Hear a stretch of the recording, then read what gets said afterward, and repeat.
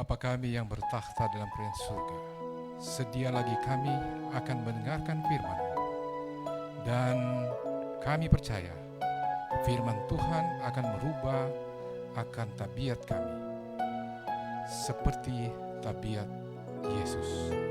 Terpujilah Engkau. Dalam nama Yesus kami sudah berdoa dan mengucap syukur. Amin. Selamat hari Sabat jemaat yang ada di SLA dan juga para permisa yang sementara ini berada di rumah.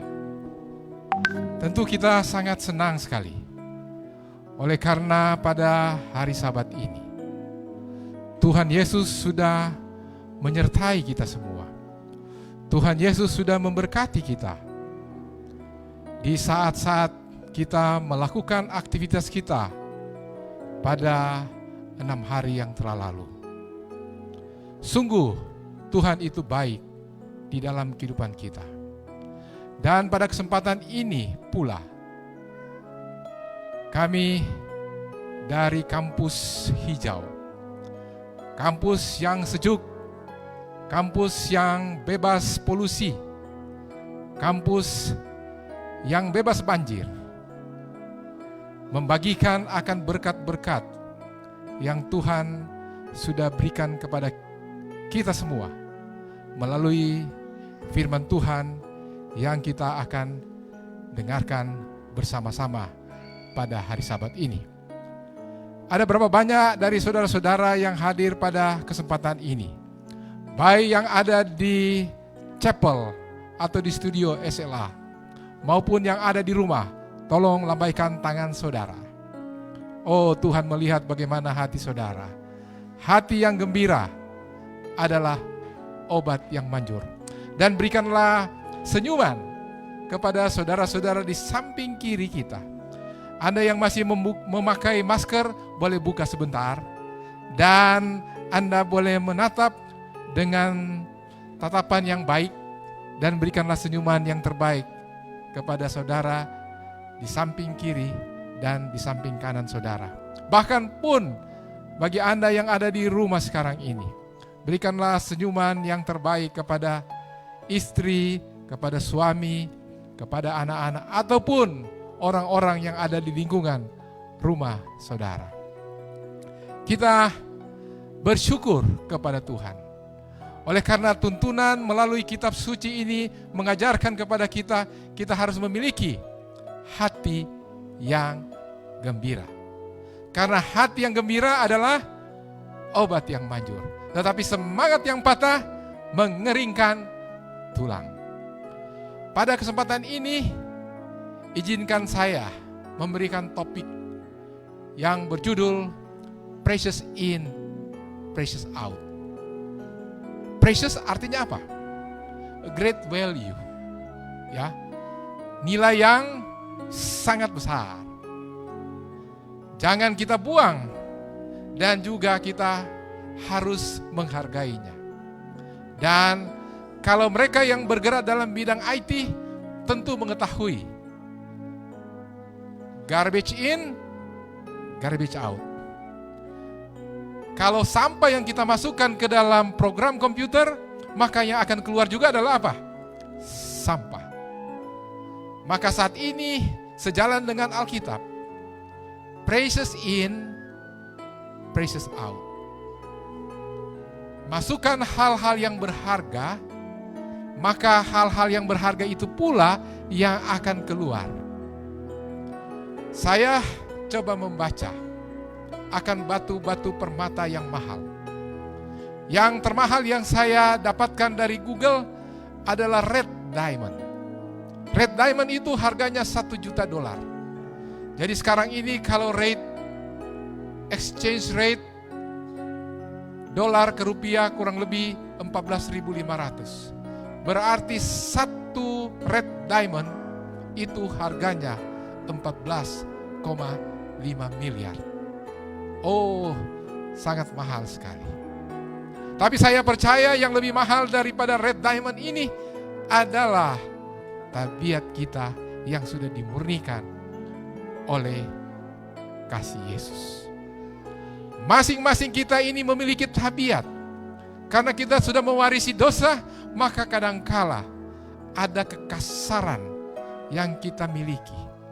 Oleh sebab itu, maka Tuhan mengizinkan akan dapur api pencobaan untuk menghaluskan akan tabiat-tabiat kita yang belum murni.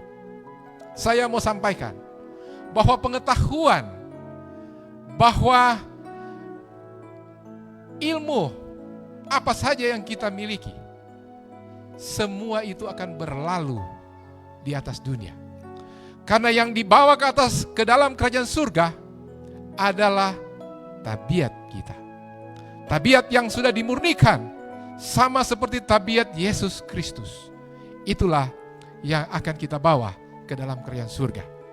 Nah, pada pagi ini, marilah kita memiliki hati yang gembira. Saya undang saudara-saudara yang ada di studio, di chapel hari ini, untuk menyanyi bersama-sama dengan saya. Hati yang gembira, sebagaimana yang tertulis di dalam Amsal 17 ayatnya yang ke-22. Hati yang gembira adalah obat yang manjur. Hati yang gembira. Oke, mari kita berdiri semua dan kita menyanyikan lagu yang terdapat di dalam Amsal 17 ayat 22. Hati yang gembira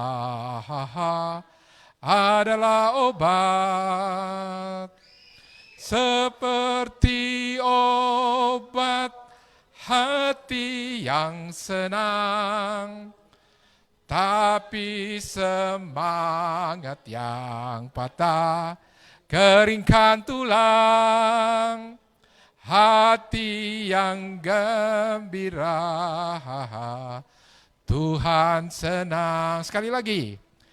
Hati yang gembira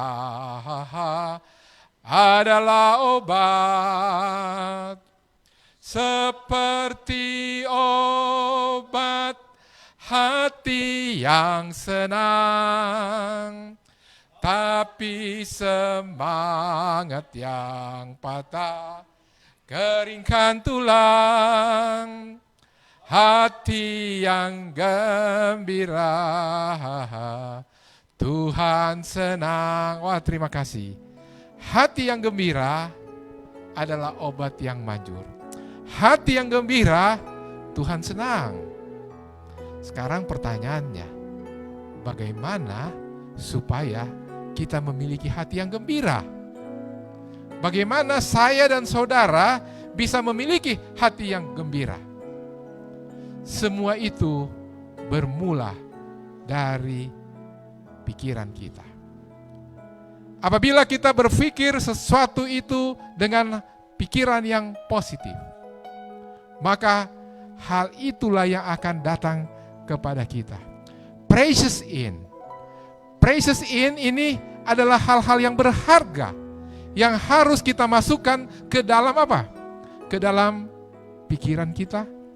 Apakah itu melalui mata kita? Apakah itu melalui telinga kita? Dan apa yang kita boleh lakukan, kiranya itu adalah hal yang berharga. Kita memiliki senses yang ada. Memiliki alat-alat yang menjadi sumber masuknya informasi ke dalam diri kita, ke dalam pikiran kita. Kalau kita memasukkan hal-hal yang positif, maka yang akan keluar adalah yang positif juga.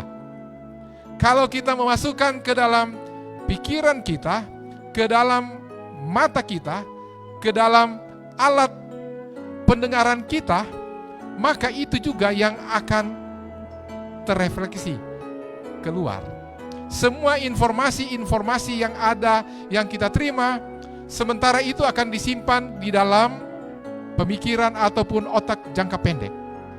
Yang nantinya apabila kita mengulangi dan mengulangi itu, dia akan masuk ke dalam memori jangka panjang. Jadi pertama dia akan masuk ke memori jangka pendek.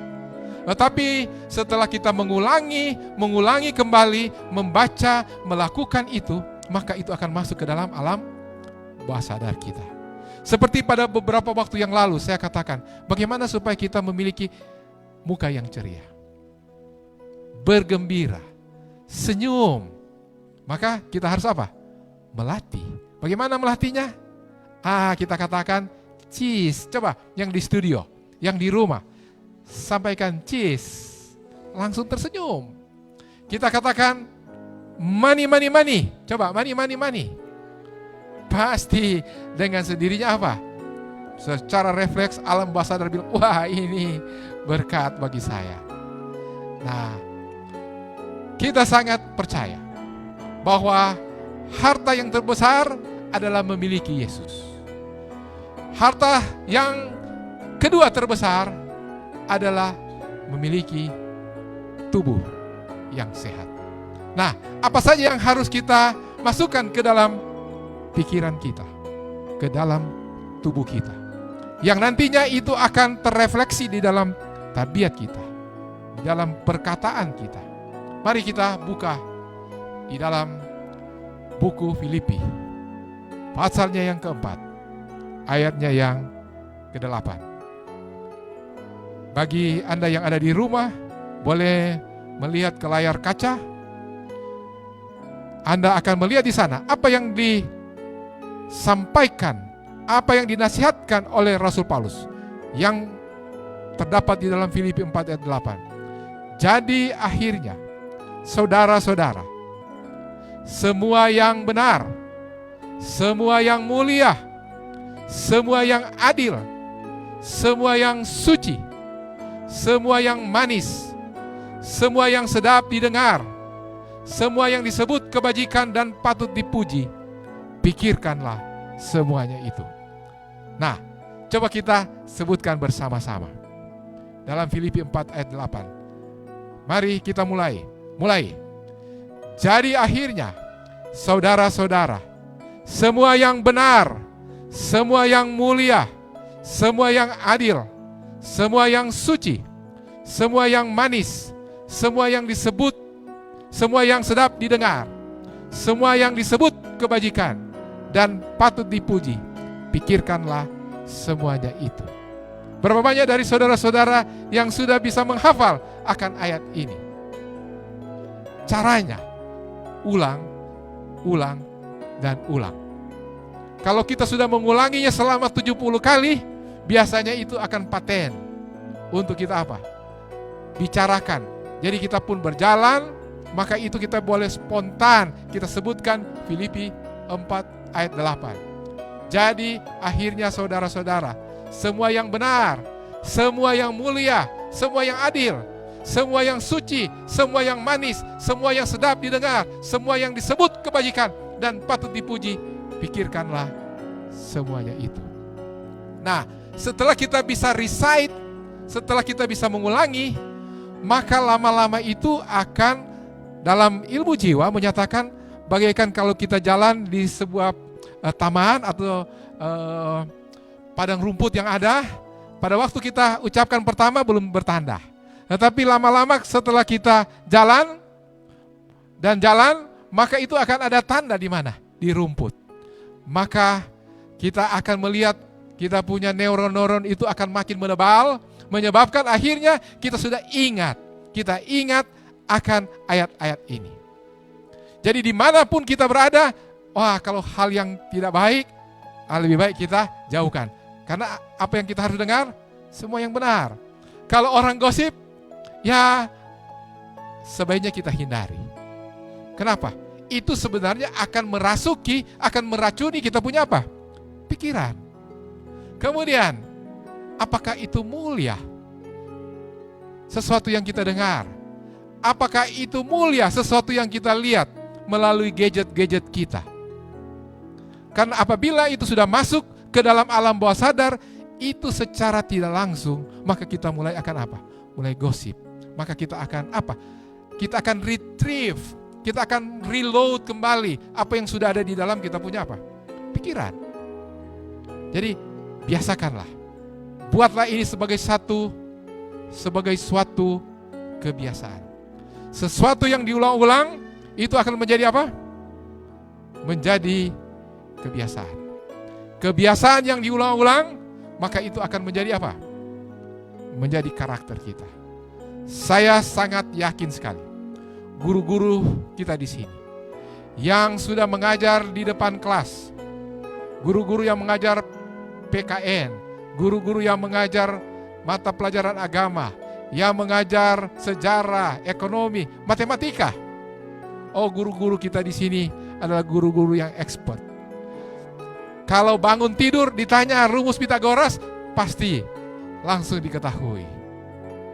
Ditanya tentang rumus-rumus yang ada dalam matematika, kalkulus misalnya diferensial, integral, oh pasti Ibu Oli Munaise dan Sir Pearson Molubot akan mengingatnya. Ditanya tentang sel, tentang mitokondria dan lisosom yang ada di dalam sel, pasti diketahui oleh Mr. Dani Lasut. Nah, kenapa? Karena sudah di apa? Sudah diulang-ulang. Akhirnya itu akan menjadi karakter kita. Nah, kita lihat di sini, the law of mind. Jadi semua yang ada itu terekam di dalam otak kita. Dan dari otak ini dia akan mengirimkan sinyal-sinyal melalui kita punya organ-organ tubuh, misalnya kita punya mimik muka, kita punya mata, secara otomatis. Because our thoughts become actions. Apa yang kita pikirkan itu akan menjadi tindakan kita. So we have to think positive. Kalau kita berpikir positif, maka kita akan bertindak positif. Our thoughts become action. Anak-anak yang kita boleh lihat mereka itu gembira, mereka itu bergerak karena mereka berpikir positif. Anak-anak yang bertumbuh, kita melihat bagaimana mereka belajar untuk berjalan. Pertama mereka akan jatuh, tetapi mereka tidak akan berhenti untuk bangkit lagi, dan mereka akan jalan untuk mana mereka boleh lincah. Mereka boleh berlari seperti adik Gabriel, ya, bisa berlari-lari ke sana kemari. Untuk mana dia mengekspresikan dia punya apa yang dia lihat, sesuatu yang membuat dia gembira. Itu juga menjadi tantangan bagi kita. Kadang-kala kita sudah memfilter, ya. Our actions become habits. Tindakan kita yang berulang-ulang itu menjadi apa? Tabiat kita. Masih ingat rumus 1321? Rumus 1321 adalah untuk kita melakukan sesuatu supaya itu menjadi kebiasaan kita, menjadi karakter kita, menjadi habit kita. Lakukan itu konsentrasi satu, misalnya tadi mau senyum. Biasanya orang bilang, kok kamu jarang tersenyum. Nah, coba kita latih. Lakukan itu setelah kita dengar hari ini, lakukan itu kurang dari 3 hari. Kalau lewat 3 hari sudah kita tertimpa oleh yang lain-lain lagi, kita punya informasi, ini dia. Dan lakukan itu 21 hari, berulang-ulang. Jadi waktu bangun pagi, kita lihat kaca, jangan langsung lihat gadget yang lain-lain. Boleh juga lihat gadget, tapi lihat itu firman Tuhan, renungan firman Tuhan yang ada di gadget. Dan ini pasti akan jadi kebiasaan kita. Tidak masalah langsung lihat gadget, tetapi biarlah lihat itu renungan firman Tuhan. Apakah itu ayat-ayat dalam Alkitab, ataupun renungan-renungan yang ada.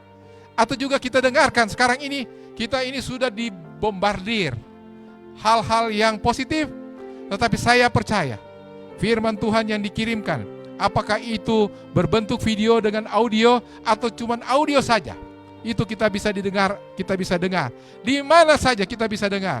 Di ruangan tamu, jalan kaki pagi, kemudian kita ada di kamar, bahkan kalau kita ada di restroom pun, kita lagi mandi, kita bisa dengarkan itu lagu-lagu rohani. Kita bisa bawa gadget-gadget kita untuk mendengarkan hal-hal yang positif. Our habit determine your character, our character. Jadi kebiasaan-kebiasaan kita ini akan menentukan kita punya karakter.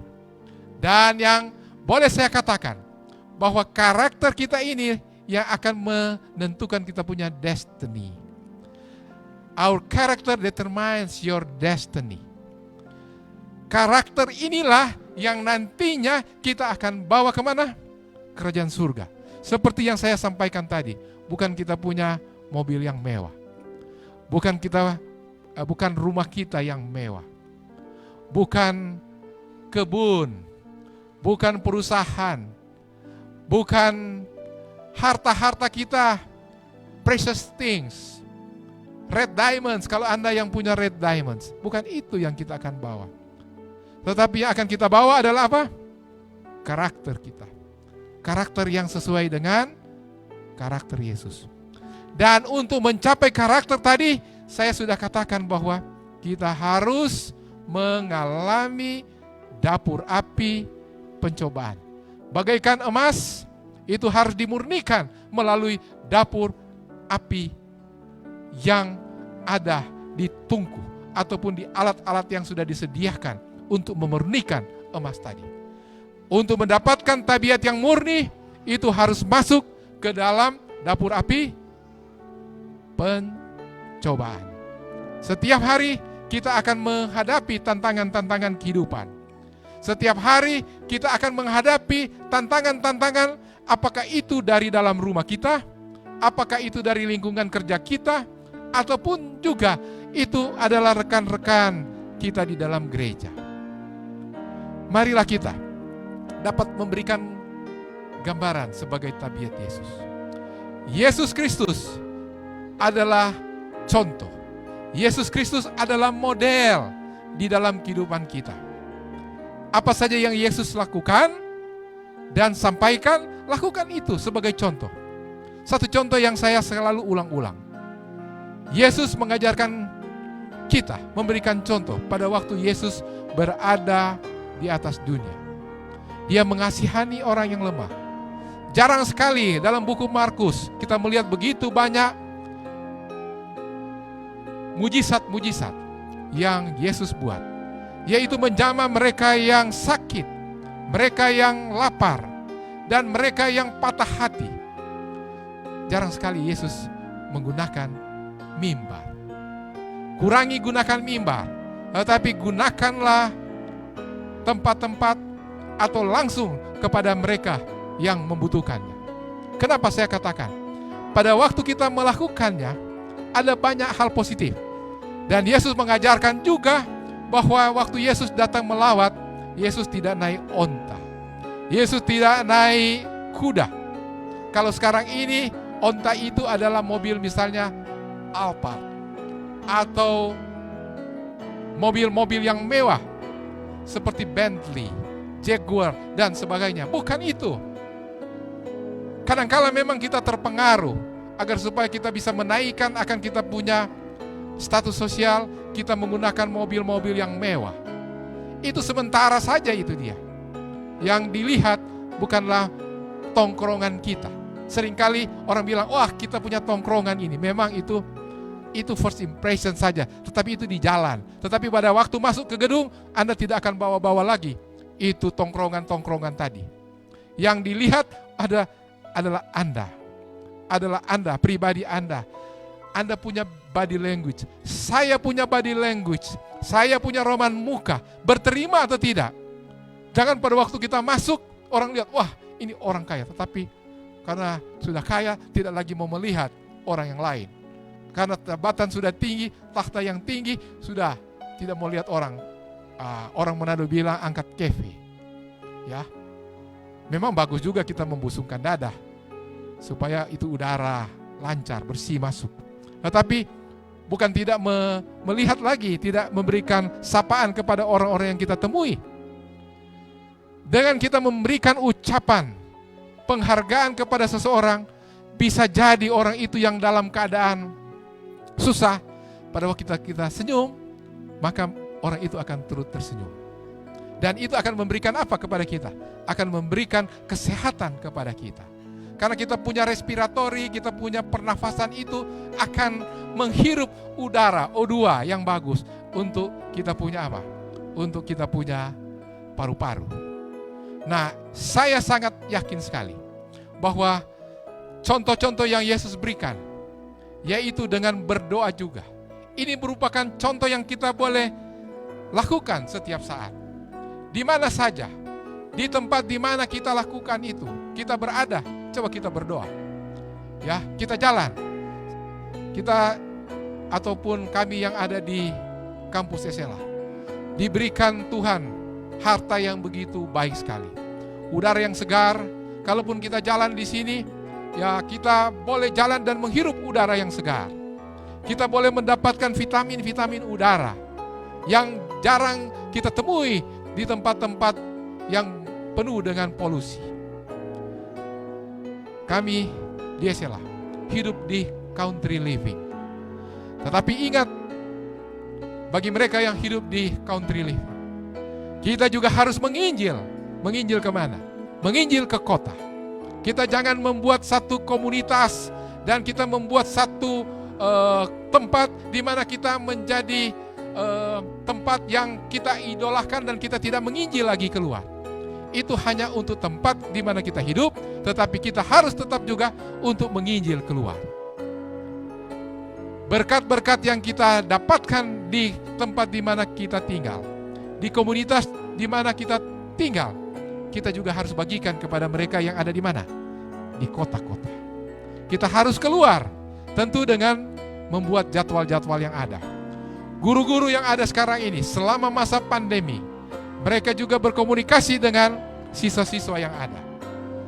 Dengan orang tua yang menemani para siswa di rumah. Baik yang ada di Jakarta, baik yang ada di Surabaya, yang ada di Bandar Lampung, yang ada di Papua, yang ada di Manado, yang ada di Balikpapan, di Surabaya, di Makassar, dan di mana saja. Anda dapat menjadi contoh di dalam perkataan. Mimik muka Anda akan langsung dilihat oleh murid-murid yang ada di mana kita berkomunikasi. Dan saya percaya, saya selalu mengulangi ini di dalam Amsal 22 ayat 4, yaitu ganjaran kerendahan hati dan takut akan Tuhan adalah kekayaan, kehormatan, dan kehidupan. The reward of humility and fear of the Lord is wealth, honor, and life. Kadangkala kita tempted, kadangkala kita digoda oleh karena kita memiliki mungkin harta yang banyak. Kita untuk menaikkan popularitas kita, ya, kita naikkan popularitas kita dengan menyumbang, tetapi ada maksud-maksud di sana. Tuhan mengetahui kita punya kedalaman hati. Tuhan mengetahui kita punya motif. Dan ingat sekali, kalau Anda memang belum mampu untuk ke sana, jangan ke sana. Karena Tuhan tahu itu adalah hal yang bukan rendah hati. Dan ganjaran daripada yang bukan rendah hati adalah kehancuran. Pada waktu kita tinggi hati, kita mau show off dengan apa yang kita miliki, disitulah awal daripada kehancuran kita. Kata-kata kita, action kita, roman muka kita, body language kita, gesture kita akan menunjukkan betul-betul kita ini memiliki tabiat Yesus atau tidak. Tentu kita belum sempurna. Saya juga belum sempurna. Dan saya selalu bergumul, berdoa kepada Tuhan. Tuhan, berikanlah kepada saya hati yang mau memaafkan. Berikanlah kepada saya hati yang mau merendahkan hati, merendahkan diri di hadapan Tuhan. Dan saya percaya, kalau ini merupakan tantangan pergumulan kita, serahkan kepada Tuhan. Kekayaan, kehormatan, dan kehidupan itu akan menjadi milik kita. Saya bawa dalam nama Yesus. Amin.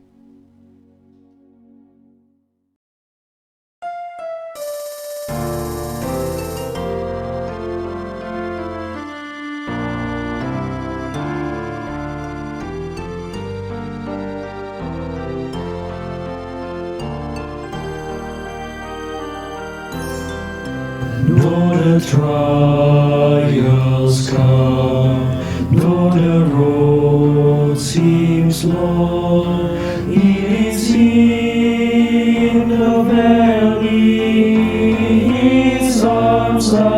all. When we lean on Jesus in all that we do, His grace will lead us through. His grace is sufficient. His mercy full and true. Till all have heard, we will stand on His word. His grace will lead us through.